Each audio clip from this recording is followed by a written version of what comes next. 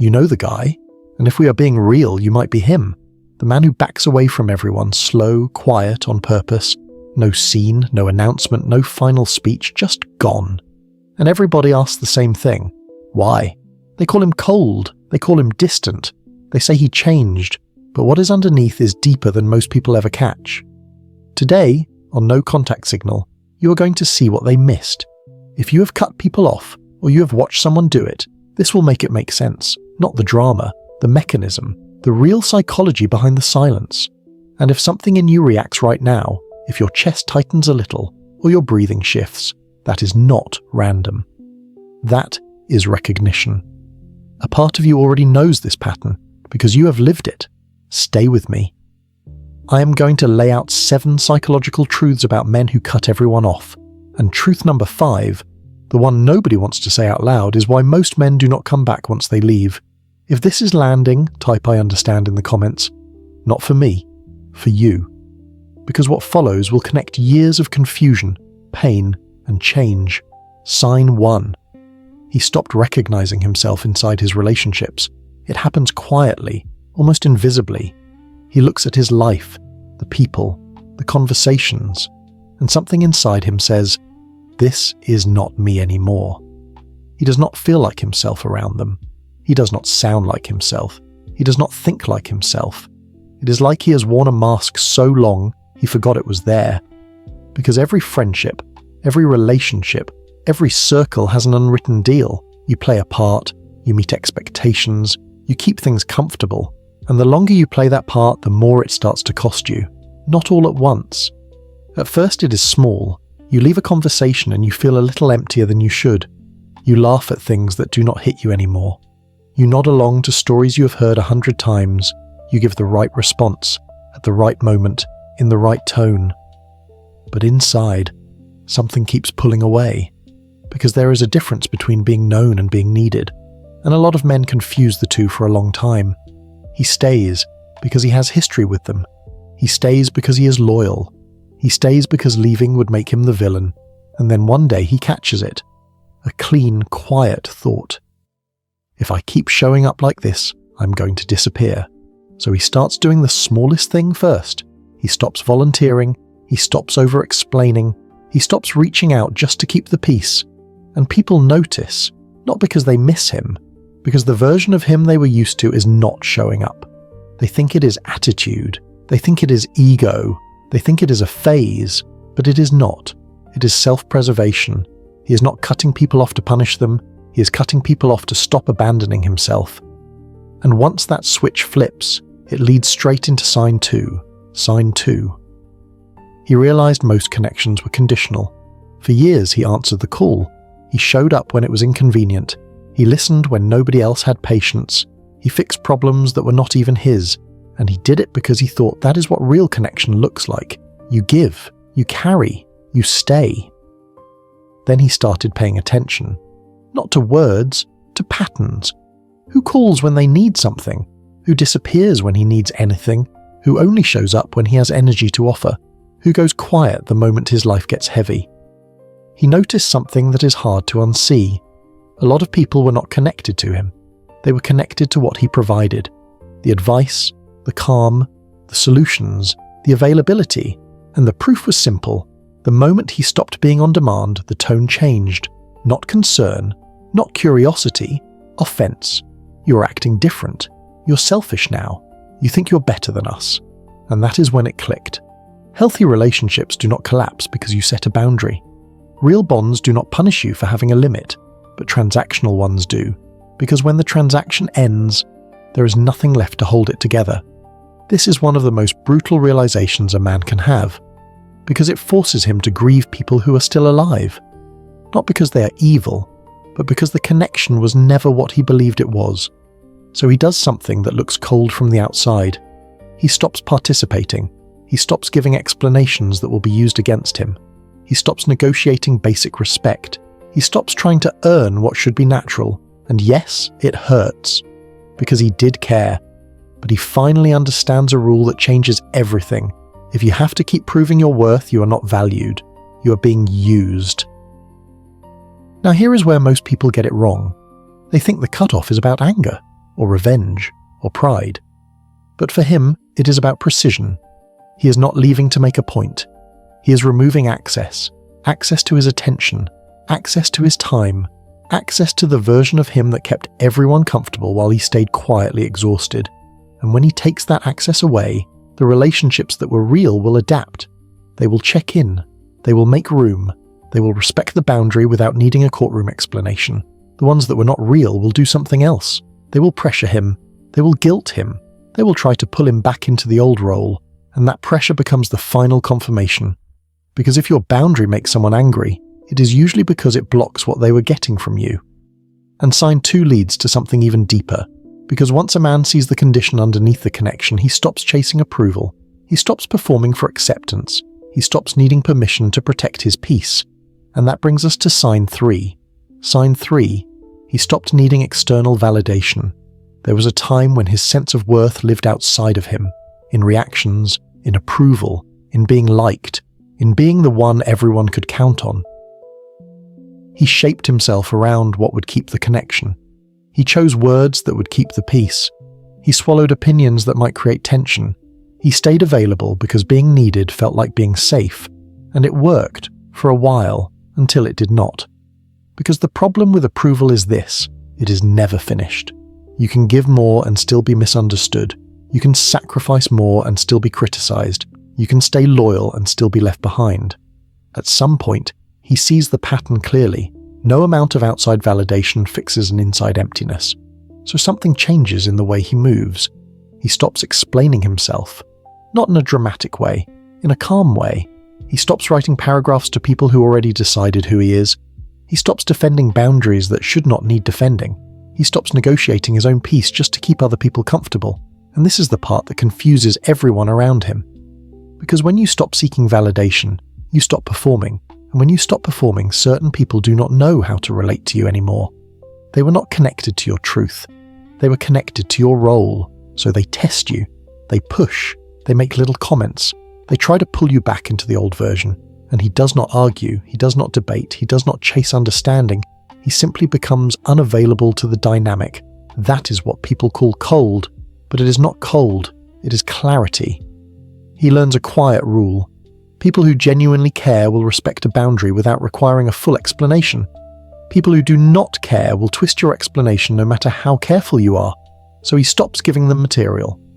And once he stops needing external approval, he becomes dangerous in a very specific way. He is no longer afraid of being alone. He is no longer afraid of being misjudged.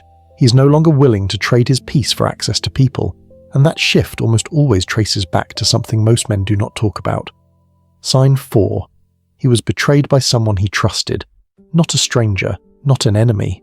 Someone close. Someone he would have defended. Someone he would have protected. Someone he thought was safe.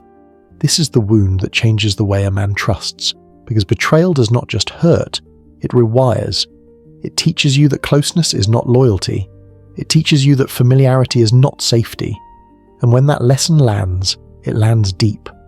Maybe it was a friend who used his private moments as entertainment. Maybe it was a partner who made promises, then broke them when it mattered. Maybe it was family who switched up the second he stopped being useful. Maybe it was someone he helped, who turned around and took credit or took advantage. The details change, the result does not. He learns what it feels like to be open and then punished for it. So he closes. Not because he hates people, because he respects the cost of letting the wrong person in. After betrayal, he does not become heartless. He becomes selective. He stops giving everyone a front row seat to his life. He stops assuming good intentions. He stops calling it trust when it is really hope. And yes, from the outside, it can look like he built walls. It can look like distance. It can look like indifference. But on the inside, it is protection. Because the truth is, once a man has been betrayed at his most vulnerable, he does not want comfort. He wants certainty, and certainty is rare. So he chooses solitude over risk. He chooses silence over confusion. He chooses control over chaos. People will call that guarded. They will call it closed off. They will say he is not the same. They are right. He is not the same. And the reason he does not explain it is simple. Most people do not want the truth. They want the old access. Here is what nobody warns you about betrayal. It does not just break a bond, It breaks your willingness to keep pretending. After that, fake connection starts to feel unbearable. Small talk feels like noise. Surface friendships feel like weight. Being around people who do not see you feels like suffocating. And that is why, for a lot of men, the cutoff becomes permanent. Because it is not only about what they lost, it is about what they finally found in the quiet after the loss. And that takes us to the turning point, the one you were promised, the truth that decides whether he comes back or whether he is gone for good. Sign 5. He chose solitude over fake connection.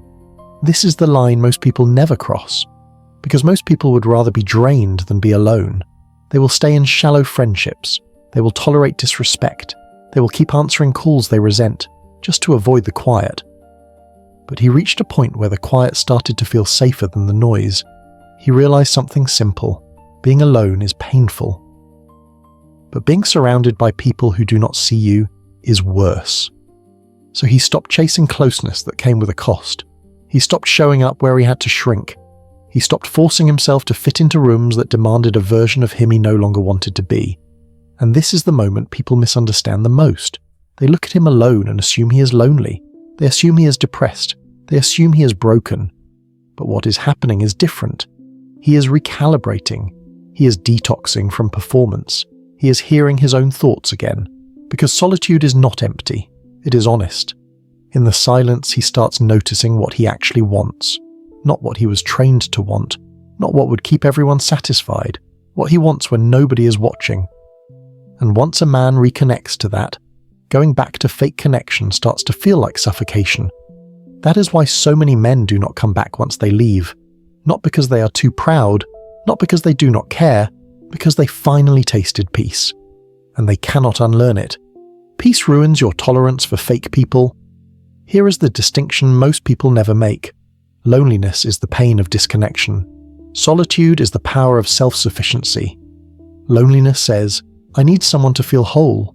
Solitude says, I am whole, and I will choose carefully. And once he understands that difference, he stops accepting connection out of need. He starts choosing connection out of alignment. That is when his circle gets smaller, much smaller. And that is when people start calling him cold again. But it is not cold. It is standards. He's not interested in 100 weak ties. He's interested in 2 or 3 real ones. The kind that do not require him to betray himself. So he waits. He builds slowly. He says no more often. And that leads directly into sign 6. Sign 6. He stopped carrying other people's problems. For a long time, he was the one everyone leaned on. The problem solver. The calm voice. The emotional anchor. He wore that role like a badge. Because being needed felt like being valued. But over time, it started to feel like drowning. He realized he was absorbing stress that did not belong to him.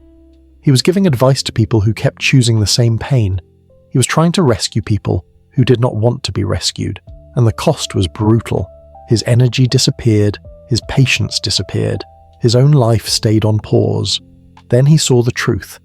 You cannot save someone who is committed to staying the same. You cannot heal someone who is addicted to the chaos. You cannot carry a burden that someone refuses to put down. So he stopped. He stopped answering every emergency call. He stopped being the unpaid therapist. He stopped fixing what he did not break. And when he did that, people got angry. Not because he hurt them, because he stopped being useful. They called him selfish. They said he changed. They acted like he abandoned them. But what they did not see is this. He had been abandoning himself for years, and he finally made a decision that most people will never understand. His peace is not negotiable. When a man stops carrying other people, he gains something powerful: time, energy, focus, and he starts using that power to build a different life. Not the life that keeps everyone comfortable, the life that fits his values. Because all of this, the distance, the silence, the cutoff, it is not the end of him. It is the beginning of him. And that brings us to the final truth. Sign 7. He is becoming the man he was always meant to be. Cutting everyone off was not about running away from people. It was about running toward himself. When you sit in silence long enough, masks start to fall, roles start to collapse, old identities start to crack. And what is left is not emptiness. What is left is truth. The version of him that does not perform. The version of him that does not audition for love. The version of him that does not trade peace for belonging. And that version is unfamiliar to everyone who only knew the old role. So they resist it, they question it, they try to pull him back. Because your growth makes certain people uncomfortable. It reminds them of what they have avoided in themselves. And that is why he cannot go back. Not because he hates them, because going back would mean shrinking again. And he already knows what that costs, because he lived it. He lived the version of himself that kept everyone comfortable. He lived the version of himself that stayed quiet to avoid conflict. He lived the version of himself that gave and gave until he had nothing left. So now he rebuilds. But he rebuilds differently, not from performance, from self-respect, not from obligation, from intention, not from fear of being alone, from the decision to be selective. He chooses who gets access. He chooses what he responds to. He chooses what he protects. And the man who comes out of that process looks unfamiliar to people who only knew the old role. He may be quieter, but he is stronger. He may be more distant, but he is more grounded. He may have fewer people around him, but he has more peace inside him. This is why the world calls him cold, because the world is used to men who explain themselves, men who overgive, men who keep showing up even when it destroys them. So when a man stops doing that, people do not call it healing, they call it selfish. But listen carefully, there is a difference between being selfish and choosing yourself. Selfish is taking at someone else's expense. Choosing yourself is refusing to keep paying with your own life, and that is what is happening here. If you're watching this and you have cut people off, hear this. You're not broken, you're not heartless, you're not weak. You're in a phase where your nervous system is choosing safety, where your mind is choosing clarity, where your life is choosing alignment. And yes, it can look like isolation, because sometimes it is, but isolation is not always the end. Sometimes it is the reset. It is where you finally hear yourself again. It is where you stop reacting and start deciding. It is where you stop performing and start becoming. And if you're watching this because someone cut you off, hear this too. You may not like it, and yes, it can hurt and feel unfair, but very often it was not about hating you. It was about him trying to survive himself. When a man is at that edge, he does not cut off what is perfect. He cuts off what feels unsafe, what feels heavy, what feels tied to the old role. Sometimes you were not the problem. You were simply part of the life he could not stay inside anymore. And that is why chasing answers usually fails, because the answer is not a sentence he can give you. The answer is a life he is trying to rebuild. Here is the truth underneath the silence. Cutting everyone off is not always cruelty. It is often self-preservation. It is not always avoidance. It is often recovery. It is not always coldness. It is often clarity. And once a man reaches that clarity, he cannot unsee what he saw. He cannot pretend the mask is not there. He cannot pretend the transaction is love. He cannot pretend the approval is worth the cost. He cannot pretend betrayal did not change him. So he chooses a smaller circle, a slower pace, a cleaner life. And for the first time, he breathes like himself again. If this hit you, do not rush to explain it to anyone. Do not rush to justify it. Just notice what you felt. Notice where your body reacted. Notice what line stayed with you. Notice what you recognized. And then say this quietly, like a decision. I choose myself. I honor my peace. I trust my path. Say it again. I choose myself. I honor my peace. I trust my path. And if you are ready to stop living as a role, type I choose myself in the comments, not to prove anything, as a signal. Because your story is not ending, it is changing, and the man who walks away from what does not fit is not a tragedy. It is the first time he is telling the truth,